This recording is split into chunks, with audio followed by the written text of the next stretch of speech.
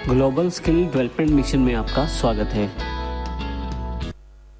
आइए हम बारी बारी से नोटपैड के मेन्यूज़ का अध्ययन करते हैं। सबसे पहले हम फॉर्मेट मेन्यू की जानकारी लेंगे, परंतु कुछ भी कार्य करने से पहले आपके पास नोटपैड में कुछ लिखा होना ज़रूरी है। जैसे कि यहाँ पे मैंने 3 टॉपिक्स को डिफाइन किया है: play, watch and learn, complete training और सर्टिफिकेशन। इन तीनों टॉपिक्स के बारे में कुछ लाइनें यहाँ पे टाइप हैं। हम बारी बारी से इन लाइनों पे कार्य करेंगे और हम देखेंगे कि टेक्स्ट एडिटर के रूप में नोटपैड हमारे लिए किस प्रकार हेल्पफुल है। देखें, यदि आप यहाँ ध्यान से देखें तो सबसे पहली प्रॉब्लम हमारे साथ यहाँ ये आ रही है कि जब मैं कुछ इसमें कॉपी पेस्ट करता हूँ या टाइप करता हूँ तो ये सीधा आगे की तरफ टाइप करता जा रहा है। यहाँ यदि आप दूसरी लाइन में देखें, you can learn according to your speed and sitting at your home, यहाँ से आगे चलते चलते मैं यहाँ पे जो लाइन है वो राइट हैंड साइड की तरफ आ रही है, जिसको देखने के लिए मुझे राइट हैंड साइड पे स्क्रॉल करना पड़ता है।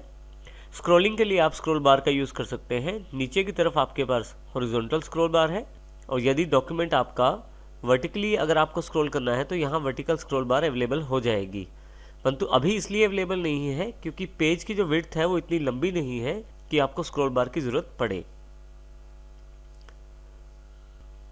सबसे पहले मैं चाहता हूँ कि मेरी सभी लाइनें मेरे पेज के अनुसार सामने रहें और राइट हैंड साइड मुझे स्क्रॉल ना करना पड़े, तो इसके लिए फॉर्मेट मेन्यू का प्रयोग करेंगे हम। सबसे पहली कमांड इसमें वर्ड रैप की है। जैसे ही वर्ड रैप पे क्लिक करता हूँ, आप देखेंगे वो सभी लाइनें राइट हैंड साइड पर न जाकर नीचे की तरफ आ गई हैं। देखिए यहाँ subject is easy, you can move forward. यहाँ पे देखिए आसानी से मैं पढ़ सकता हूँ इस डॉक्यूमेंट को। यदि मैं डॉक्यूमेंट का साइज़ बड़ा या छोटा करता हूँ, मान लीजिए मैं इसको माउस बॉर्डर पर रख के इसको छोटा करता हूँ, तो भी ये मेरे सामने ही रहती हैं लाइनें, अर्थात ये राइट हैंड साइड की तरफ नहीं जाती और मुझे स्क्रॉल नहीं करना पड़ता इसके लिए। देखिए, रिसाइज करने के पश्चात भी मैं अपनी सभी लाइनों को अपने सामने देख पा रहा हूँ। यदि आप चाहें तो फिर से वापस आप ये ऑप्शन को रिवर्ट कर सकते हैं। उसके लिए फॉर्मेट पे चले जाएं, वर्ड रैप ऑफ कर दें, तो फिर से आपकी जो लाइनें हैं राइट हैंड साइड वाली साइड चली गई हैं। अगला ऑप्शन हमारे पास फॉर्मेट मेन्यू में फ़ॉन्ट का है, परंतु इस ऑप्शन को प्रयोग करने से पहले मैं अपने इस नोटपैड का साइज़ मैक्सिमाइज़ कर लेता हूँ मैक्सिमाइज़ बटन से। देखिए, मेरे पास मेरा नोटपैड जो है वो मैक्सिमाइज साइज़ में अवेलेबल हो गया है। मोस्टली टेक्स्ट एडिटर में काम करते समय आपको सेलेक्ट करना ज़रूरी रहता है यदि आप किसी तरह की फ़ॉन्ट सेटिंग्स करते हैं, परंतु नोटपैड में आपको टेक्स्ट को सिलेक्ट करने की आवश्यकता नहीं है। आप फॉर्मेट पे चले जाएं और फ़ॉन्ट ऑप्शन को सिलेक्ट कर लें। आपके सामने एक फ़ॉन्ट डायलॉग बॉक्स अवेलेबल हो जाएगा। इसमें आपके पास काफ़ी सारे ऑप्शन हैं। जैसे सबसे पहला ऑप्शन फ़ॉन्ट है। इसमें पहले टेक्स्ट बॉक्स में ये दिखाया जा रहा है कि आपके पास इस वक्त कौन सा फ़ॉन्ट अवेलेबल है। नीचे की तरफ आपके पास काफ़ी सारे और फ़ॉन्ट ऑप्शंस अवेलेबल हैं। आप फ़ॉन्ट का अर्थ है किसी भी तरह के लिखाई के स्टाइल से। आप यहाँ कोई भी दूसरा स्टाइल लेकर यदि ओके करेंगे तो ये एप्लीकेबल हो जाएगा। जैसे मैं यहाँ पे एरियल राउंडेड एम्प्टी को सिलेक्ट कर लेता हूँ और ओके कर देता हूँ। अब देखेंगे कि आपका फ़ॉन्ट चेंज हो गया है। मैं फिर से फॉर्मेट से फ़ॉन्ट पे वापस आ जाता हूँ। हर एक फ़ॉन्ट के साथ आपके बेसिक फ़ॉन्ट स्टाइल के ऑप्शन जुड़े रहते हैं जो आप फ़ॉन्ट स्टाइल में प्राप्त कर सकते हैं, परंतु इससे पहले मैं एरियल में वापस आ जाता हूँ और ओके कर देता हूँ। फिर से फॉर्मेट फ़ॉन्ट। अब देखें कि आप एरियल फ़ॉन्ट के साथ काफ़ी सारे फ़ॉन्ट स्टाइल ऑप्शन जुड़े हुए हैं, और सबसे अच्छी बात यह है कि नोटपैड में पहले से ही आपको यहाँ पे प्रीव्यू दिखाया गया है। जिस प्रकार का फ़ॉन्ट स्टाइल आप सेलेक्ट करेंगे उस प्रकार का प्रीव्यू आप देखते हुए ये तय कर सकते हैं कि टेक्स्ट आपका कैसा दिखाई देगा। जैसे कि यहाँ पे मैं बोल्ड इटैलिक चुन लेता हूँ और ओके कर देता हूँ। अब देखेंगे कि बिल्कुल आपका टेक्स्ट वैसा ही हो गया है जैसा मैंने चुना है। फिर से फ़ॉन्ट पे वापस जाता हूँ। नेक्स्ट ऑप्शन मेरे पास साइज़ का अवेलेबल है। मैं यहाँ फ़ॉन्ट का साइज़ भी सिलेक्ट कर सकता हूँ। इसके लिए फिर से मैं कोई भी साइज़ यहाँ से सिलेक्ट कर लेता हूँ। सैंपल के रूप में साइज़ मुझे यहाँ दिखाया गया है नीचे। जैसे ही मैं ओके करता हूँ मेरे पास साइज़ अवेलेबल हो जाता है उस साइज़ के अनुसार जो साइज़ मैंने सेलेक्ट किया है। फ़ॉन्ट डायलॉग बॉक्स के नीचे की तरफ स्क्रिप्ट का ऑप्शन है। स्क्रिप्ट से आप थोड़ा बहुत बदलाव और कर सकते हैं अकॉर्डिंग टू स्क्रिप्ट अपने फ़ॉन्ट के स्टाइल में। जैसे कि यहाँ पे इस वक्त स्क्रिप्ट है वेस्टर्न अवेलेबल है, परंतु यदि मैं हेब्रू स्क्रिप्ट को चुन लेता हूँ तो यहाँ पे आप सैंपल में देखेंगे थोड़ा सा बदलाव है। जैसे ही ओके करूँगा मैं, अकॉर्डिंग टू स्क्रिप्ट आपका जो फ़ॉन्ट का स्टाइल है, साइज़ है और डिज़ाइन है वो चेंज हो जाएगा। इस प्रकार से फिर से फॉर्मेट पे मैं फ़ॉन्ट पे वापस आ जाता हूँ। यहाँ से मैं फिर से वेस्टर्न स्क्रिप्ट चुन लेता हूँ और ओके कर देता हूँ।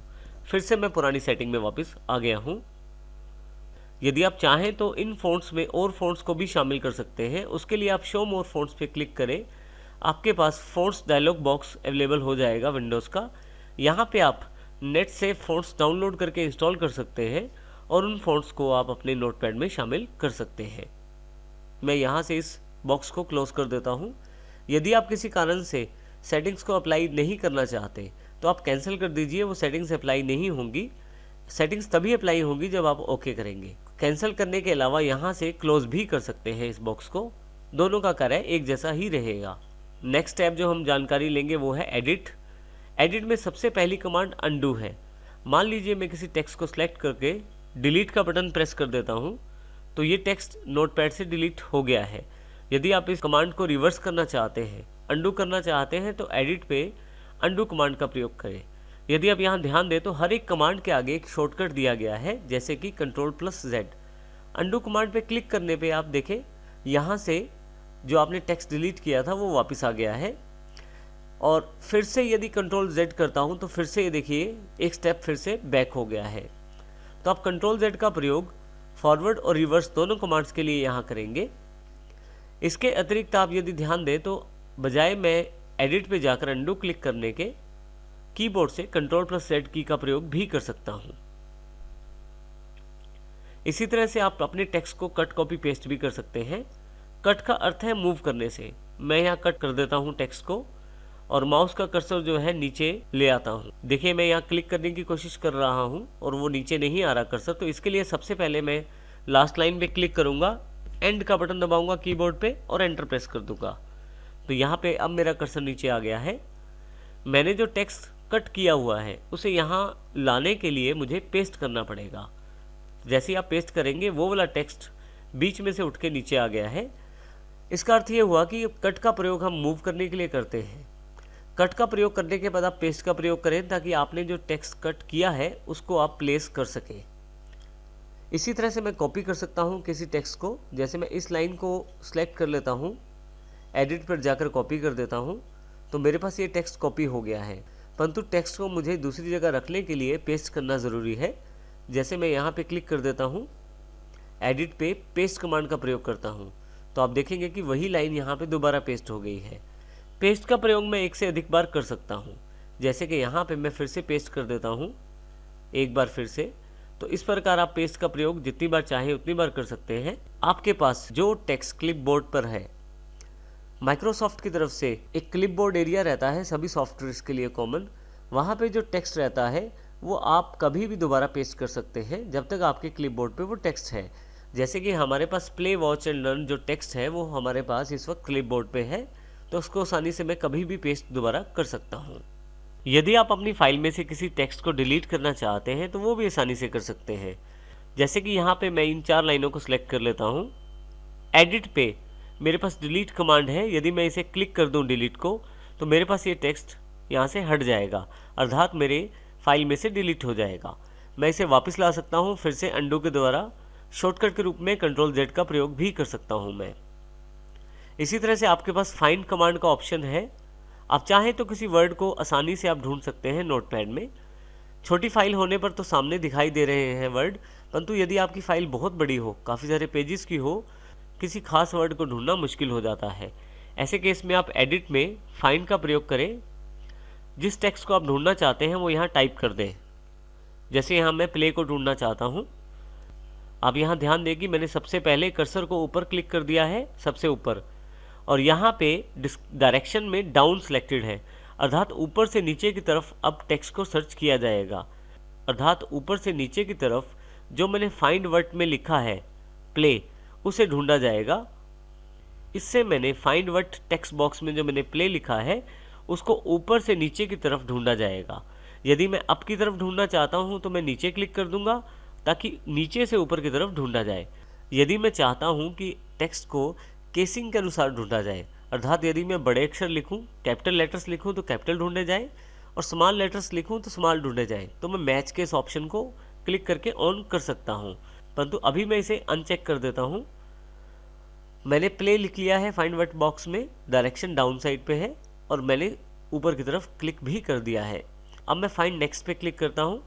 आप देखेंगे कि प्ले वर्ड जहाँ जहाँ अवेलेबल है वहाँ वहाँ सेलेक्ट किया जा रहा है, परंतु यहीं पे अगर मैं उससे आगे प्ले सर्च करने की कोशिश करता हूँ तो मेरे पास नोटपैड की तरफ से एक मैसेज अवेलेबल है, कैन नॉट फाइंड प्ले, अर्थात इससे आगे उसे प्ले अवेलेबल नहीं, अर्थात इससे आगे उसे प्ले वर्ड कहीं नहीं मिल रहा। मैं ओके कर देता हूँ। अब की बार मैं लास्ट में क्लिक कर देता हूँ, डायरेक्शन अप कर देता हूँ और फिर से फाइंड नेक्स्ट। आप देखेंगे कि अब की बार रिवर्स डायरेक्शन में प्ले वर्ड को ढूंढा जा रहा है। इसी तरह से यदि मान लीजिए मुझे प्ले वर्ड छोटे अक्षरों में ढूंढना है, यहाँ मैं फाइंड वर्ड में प्ले टाइप कर लेता हूँ और माउस का कर्सर ऊपर क्लिक कर देता हूँ शुरुआत में और डायरेक्शन डाउन। अब मैं फाइंड नेक्स्ट करता हूँ, प्ले, यहाँ भी प्ले को, अब देखेंगे कि छोटे अक्षर वाला प्ले 3rd नंबर पे आया है। फिर से प्ले जो एक इस तरफ भी है और फिर से प्ले। मैंने अपने फाइल में थोड़ी सी चेंजेस की हैं और प्ले को 2 बार और शामिल किया है छोटे अक्षरों में। परंतु अब यहाँ मेन बात यह है कि मैं प्ले छोटा ढूंढना चाहता हूँ, परंतु ये बड़े प्ले वाले अक्षरों को भी ढूंढ रहा है। यहाँ देखें आप।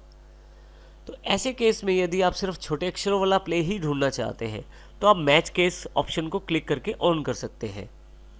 इसके लिए मैं फिर से देखिए शुरू में क्लिक करता हूँ, छोटे अक्षरों में प्ले लिखा हुआ है, मैच केस ऑप्शन ऑन है और मैं नीचे की तरफ ढूंढना चाहता हूँ। क्योंकि मेरे पास छोटे अक्षरों में 2 बार प्ले लिखा हुआ है तो मैं अब उसे ढूंढ कर देखना चाहता हूँ। Find next. देखिए अब बड़े अक्षरों वाले प्ले को सिलेक्ट नहीं किया गया है। फिर से फाइंड नेक्स्ट और अगली बार फाइंड नेक्स्ट दबाने पे कैन नॉट फाइंड प्ले।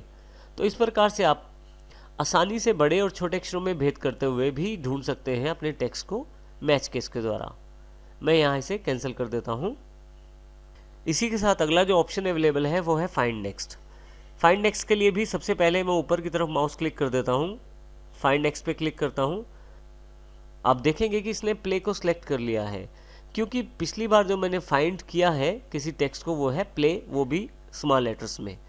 फिर से मैं फाइंड नेक्स्ट करता हूँ तो अगले वाला प्ले सिलेक्टेड हो गया है।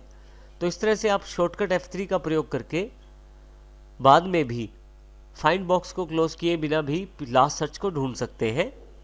यहाँ मैं देख रहा हूँ कि message can not find play आ गया है, क्योंकि प्ले 2 बार दिया गया है छोटे अक्षरों में, उसके पश्चात प्ले नहीं है। यहाँ मैं ओके कर देता हूँ। इसी तरह से मैं रिप्लेस कमांड का प्रयोग भी कर सकता हूँ। रिप्लेस में मैं किसी टेक्स्ट को दूसरे टेक्स्ट के साथ बदल सकता हूँ। देखिए जैसे रिप्लेस में मैं क्लिक करता हूँ, इसमें सबसे पहले जिस टेक्स्ट को मुझे बदलना है उसको मैं यहाँ टाइप करूँगा। मान लीजिए यहाँ पे मैं प्ले को बदलना चाहता हूँ वर्क में, तो इसके लिए फाइंड वर्ड में मैं प्ले लिख दूंगा जिसको मुझे बदलना है। रिप्लेस विद में मैं वर्क लिख दूंगा।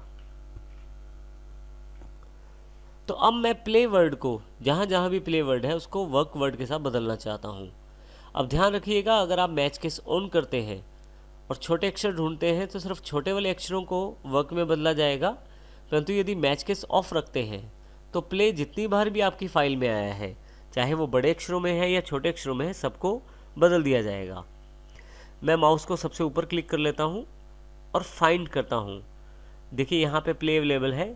यदि मैं यहाँ रिप्लेस कमांड को क्लिक करता हूँ तो देखेंगे आप प्ले की जगह वर्क आ गया है। फिर से मैं रिप्लेस कमांड का प्रयोग करता हूँ तो यहाँ भी वर्क आ गया है। तो इस तरह से यदि आपके पास एक वर्ड की बहुत सारी एंट्रीज हैं फाइल में, आप सबको एक साथ भी बदल सकते हैं। उसके लिए रिप्लेस ऑल कमांड को क्लिक करें। जहाँ जहाँ भी मेरी फाइल में प्ले वर्ड अवेलेबल था वहाँ वहाँ पे अब वर्क वर्ड अवेलेबल हो गया है। इस प्रकार मैं एक साथ ही सारी रिप्लेसमेंट भी कर सकता हूँ। यहाँ से मैं इसे कैंसिल कर देता हूँ। एडिट में जो नेक्स्ट कमांड मेरे पास अवेलेबल है वो है गो टू के रूप में। गो टू पे क्लिक करते ही आपके पास लाइन नंबर की जानकारी मांगी जाएगी। आप अपने नोटपैड में किसी भी लाइन पे जा सकते हैं डायरेक्टली गो टू के द्वारा। यहाँ मैं लाइन नंबर 5 प्रेस कर देता हूँ और गो टू कर देता हूँ। तो देखिए मेरा कर्सर जो 5वीं लाइन के आगे आ गया है। क्योंकि नोटपैड में लाइन नंबर नहीं दिया गया है तो आप किसी भी लाइन पे डायरेक्टली गो टू के साथ जा सकते हैं। फिर से मैं गो टू पे सिलेक्ट करता हूँ और 9 नंबर लाइन को प्रेस कर देता हूँ। तो देखिए 9 नंबर लाइन पे मेरा कर्सर अवेलेबल हो गया है। नेक्स्ट ऑप्शन हमारे पास सेलेक्ट ऑल का है। एडिट में जाकर मेरे पास सारा टेक्स्ट जो भी नोटपैड में लिखा हुआ है सिलेक्ट हो जाएगा। परंतु यदि यहाँ मैं बाहर कहीं क्लिक कर देता हूँ टेक्स्ट से तो फिर से टेक्स्ट जो है वो डीसेलेक्ट हो जाएगा। मैं टेक्स्ट को माउस के साथ भी सिलेक्ट कर सकता हूँ। इसके लिए मैंने देखे सबसे लास्ट में क्लिक कर दिया है टेक्स्ट के। टेक्स्ट को सिलेक्ट करने के लिए मैंने माउस का लेफ़्ट क्लिक प्रेस कर लिया है और माउस को ऊपर की तरफ ड्रैग कर रहा हूँ और लास्ट में आकर मैं इसे छोड़ देता हूँ लेफ़्ट क्लिक को। तो आप देखेंगे कि मेरा सारा जो टेक्स्ट है वो सिलेक्ट हो गया है। अब दोनों तरह से आप टेक्स्ट को सिलेक्ट कर सकते हैं। इसी के साथ यदि आप अपने डॉक्यूमेंट में टाइम और डेट को डालना चाहते हैं तो वो भी डाल सकते हैं। जैसे मान लीजिए यहाँ पे मैं नीचे की तरफ टाइम और डेट डालना चाहता हूँ। मैं पहले कर्सर को वहाँ ले आता हूँ, एडिट, टाइम डेट। आप देखेंगे कि टाइम और डेट दोनों अवेलेबल हो गई है नोटपैड में। टाइम डेट डालने के लिए आप F5 शॉर्टकट का प्रयोग भी कर सकते हैं। आप कीबोर्ड पे बनी हुई फंक्शन कीज़ में से F5 को प्रेस करें, आपके पास डायरेक्ट ही टाइम डेट अवेलेबल हो जाएगा। इस प्रकार से हम एडिट मेन्यू का प्रयोग कर सकते हैं नोटपैड के अंतर्गत। नेक्स्ट इंपॉर्टेंट मेन्यू जो हमारे पास अवेलेबल है वो है फाइल मेन्यू के रूप में। यदि आप फाइल पे क्लिक करें तो आपके पास काफ़ी सारे ऑप्शन अवेलेबल हो जाएंगे, जैसे कि न्यू। यदि आप नई फाइल खोलना चाहते हैं तो न्यू पे क्लिक कर सकते हैं। ओपन, किसी पुरानी सेव्ड फाइल को खोलना है तो ओपन। सेव, यदि आपके पास जो फाइल जिस पे आप कार्य कर रहे हैं उसको आप संभाल के रखना चाहते हैं अपने कंप्यूटर में तो सेव कमांड का प्रयोग कर सकते हैं।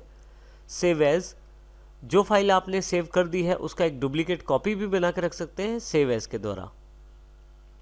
इसी तरह से पेज सेटअप और प्रिंट के द्वारा प्रिंटिंग की सेटिंग कर सकते हैं। सबसे पहले हम देखते हैं कि हमारी फाइल का इस वक्त स्टेटस क्या है। इस वक्त हमारी फाइल जो है वो सेव नहीं है। उसकी जानकारी मुझे यहाँ ऊपर टाइटल बार से मिलती है, क्योंकि यहाँ पे अनटाइटल्ड लिखा हुआ है, अर्थात मैंने अपनी फ़ाइल का कोई भी नाम या टाइटल नहीं रखा। तो सबसे पहले मैं इस फाइल को सेव करता हूँ। उसके लिए मुझे फाइल पे जाना है और सेव बटन पे क्लिक करना है। जैसे ही आप सेव पे क्लिक करते हैं आपके पास एक save as dialog box available हो जाएगा।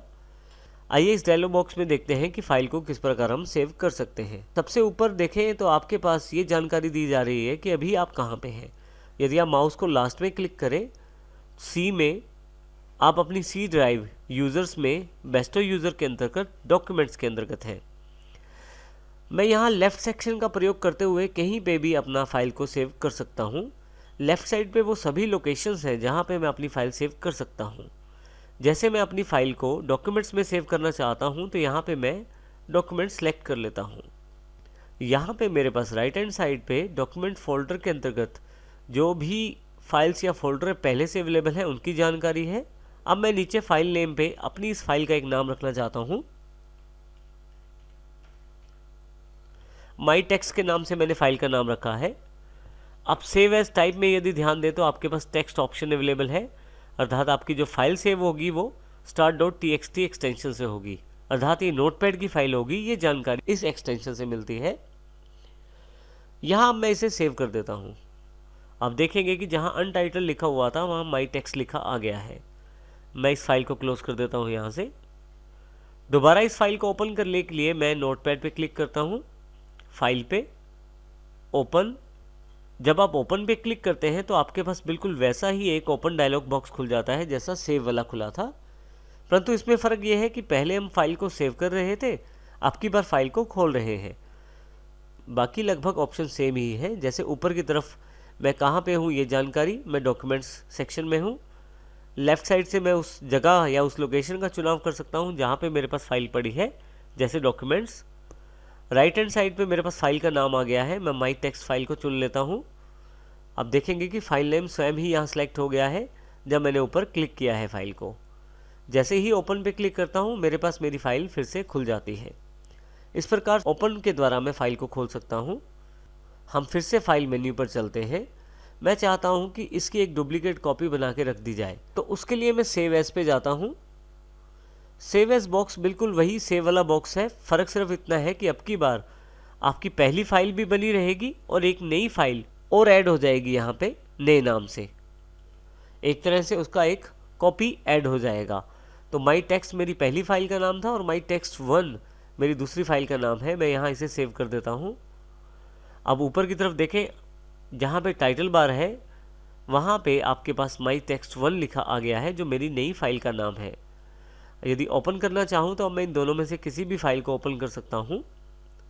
इस प्रकार मैं अपनी फाइल को सेव एज कर सकता हूँ। अब यदि आप चाहते हैं बिल्कुल नई और फ्रेश फाइल बनाना, तो आप फाइल पे न्यू पे क्लिक कर दीजिए, आपके पास एक ब्लैंक फाइल अवेलेबल हो जाएगी। अब मैं यहाँ इसमें कुछ भी टाइप कर सकता हूँ, परंतु मैं फिर से एक पहले वाली फाइल खोल लेता हूँ। नीचे की तरफ पेज सेटअप और प्रिंट के नाम से दो कमांड्स अवेलेबल हैं। पेज सेटअप से मैं अपने पेज की सेटिंग कर सकता हूँ प्रिंटिंग के लिए। मैं पेज सेटअप को क्लिक कर देता हूँ। साइज से मैं पेपर का चुनाव कर सकता हूँ, जैसे मैं यहाँ डिफ़ॉल्ट A4 ले लेता हूँ। A4 पेज आपका फोटोस्टेट का बेसिक पेज होता है जो हम फोटोस्टेट में यूज़ करते हैं। आप और पेज साइज़ का चुनाव भी यहाँ से कर सकते हैं। इसके अतिरिक्त ओरिएंटेशन आप बता सकते हैं। पोर्ट्रेट बताएंगे तो लंबाई में प्रिंटिंग आएगी, और लैंडस्केप बताएंगे तो चौड़ाई में प्रिंटिंग। कुछ प्रीव्यू में दिखाया जा रहा है कुछ इस तरह से, पोर्ट्रेट, लैंडस्केप। इसी तरह से आप मार्जिन डिसाइड कर सकते हैं। यदि आप यहाँ मार्जिन बढ़ाते हैं तो यहाँ पे लेफ्ट सेक्शन पे मार्जिन ज़्यादा दिखाई देगा।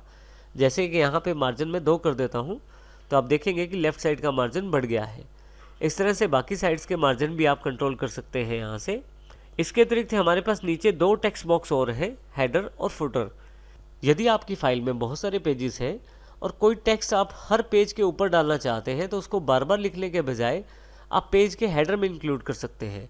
यहाँ हेडर टेक्स्ट बॉक्स में जो भी आप लिखेंगे, जब भी प्रिंटिंग निकलेगी हर पेज के ऊपर वो टेक्स्ट रिपीट होगा।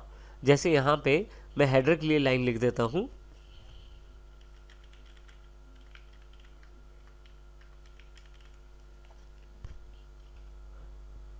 इसी तरह से यदि मैं नीचे फुटर में लाइन लिखना चाहता हूँ तो मैं फुटर में भी लिख देता हूँ।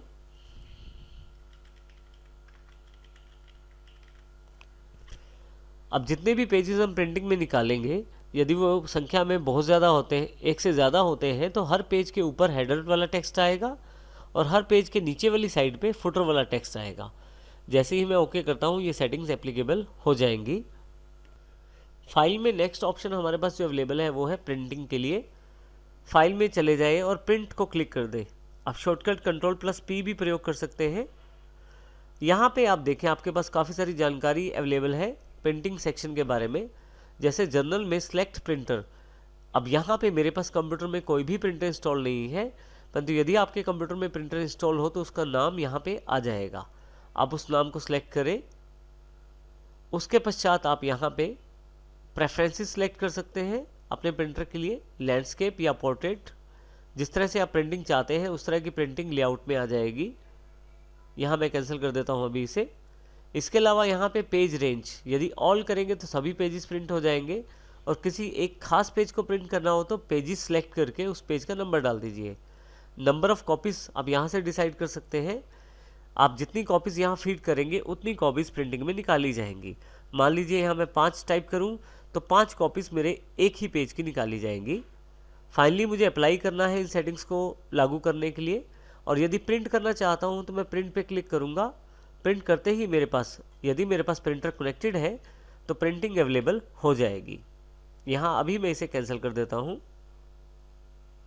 इसके अतिरिक्त नीचे एक ऑप्शन है एग्जिट। यदि मैं एग्जिट को प्रेस कर दूँ तो मैं अपनी नोटपैड से बाहर आ जाता हूँ और नोटपैड मेरे पास क्लोज हो जाता है। मैं फिर से इसे ओपन कर लेता हूँ नोटपैड को, पुरानी फाइल को। मैक्सिमाइज करने के लिए नोटपैड को यदि आप टाइटल बार पे डबल क्लिक करें तो भी ये मैक्सिमाइज जल्दी से हो जाएगा। यहाँ पे हमारे पास 2 मेन्यूज़ और हैं, व्यू और हेल्प। व्यू को यदि मैं क्लिक करूँ तो देखिए केवल एक ही ऑप्शन है, स्टेटस बार। नीचे हमारे पास यहाँ स्टेटस बार अवेलेबल है। पहले हम देखते हैं कि स्टेटस बार हमें किस प्रकार जानकारी देता है। देखिए यहाँ मैं माउस क्लिक कर देता हूँ कहीं भी, तो मुझे ये जानकारी स्टेटस बार पे दी गई है कि लाइन 10 और कॉलम 19 पे हूँ मैं। यहाँ लाइन 10 और कॉलम 19 अर्थात लाइन 10 नंबर है और कॉलम मेरा 19 नंबर है, जहाँ पे इस वक्त मेरा माउस का कर्सर है। कहीं भी क्लिक करके मैं देखिए अलग अलग लोकेशन की लाइन नंबर और कॉलम नंबर की जानकारी ले सकता हूँ। इसके अतिरिक्त मुझे अगर स्टेटस बार को बंद करना है, स्टेटस बार मुझे नहीं चाहिए यहाँ से, तो व्यू पे जाके स्टेटस बार ऑफ कर दूंगा। स्टेटस बार यहाँ से चली जाएगी। फिर से लाना है तो व्यू पे स्टेटस बार पे क्लिक कर दीजिए। इसके अतिरिक्त हमारे पास लास्ट मेन्यू हेल्प के रूप में है। आप यदि हेल्प चाहते हैं नोटपैड की तो व्यू हेल्प पे क्लिक करें। माइक्रोसॉफ्ट द्वारा आपको ऑनलाइन हेल्प प्रदान की जाएगी। आप यहाँ से हेल्प का प्रयोग कर सकते हैं। क्योंकि नेट मेरे पास कनेक्टेड नहीं है, परंतु यदि आप पे नेट कनेक्टेड होगा तो आपको सारी जानकारी यहाँ व्यू हेल्प में दे दी जाएगी। अबाउट नोटपैड पे यदि आप क्लिक करें तो आपको माइक्रोसॉफ्ट की इस नोटपैड ऐप की अधिक जानकारी दी जाएगी कि ये किसके नाम से रजिस्टर्ड है और किस लाइसेंस के अंतर्गत ये आपके पास अवेलेबल है। यहाँ मैं इसे कैंसिल कर देता हूँ। इस प्रकार हम अपने बेसिक टेक्स्ट एडिटर अर्थात नोटपैड में कार्य कर सकते हैं।